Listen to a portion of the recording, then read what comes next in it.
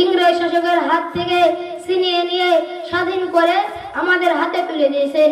তাই অগণিত লক্ষ কোটি দুরূদ ও সালাম প্রেরণ করি বিশ্ব নবী হযরত মুহাম্মদ সাল্লাল্লাহু আলাইহি ওয়াসাল্লাম এর প্রতি।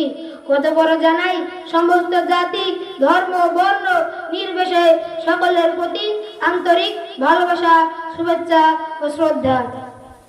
বন্ধুগণ, আমরা সকলে জানি আজ থেকে বিগত ৭৯ বছর পূর্বে এই ভারতবর্ষ ছিল অত্যাচারী জালেম ইংরেজ শাসকের অধীনে।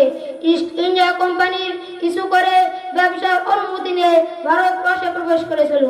কিন্তু তাদের উদ্দেশ্য ছিল ব্যবসা করা নয়, বরং তাদের উদ্দেশ্য ছিল ভারতবর্ষের মাল ধন দৌলত টাকা পয়সা শোষণ করে লুণ্ঠন করে নিজের দেশে নিয়ে যাওয়া। ক্রমশ তারা নিজের উদ্দেশ্যের দিকে অগ্রসর হতে লাগলো। বন্ধুগণ, কেমন ভাবে দেখুন, ১৬০১ খ্রিস্টাব্দে ইংরেজ সম্রাট ব্যবসার অনুমতি নিয়ে ভারতবর্ষে এসেছিল।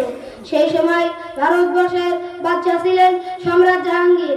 বাদশা তাদের মনোভাব বুঝতে না পেরে ব্যবসার অনুমতি দিয়েছিলেন এবং বাদশা তাদের প্রতি সুধারণা রেখে ৫০০ বর্গ মিটার জমি একটি ইংরেজদের হুকুমতে ন্যস্ত করেছিলেন।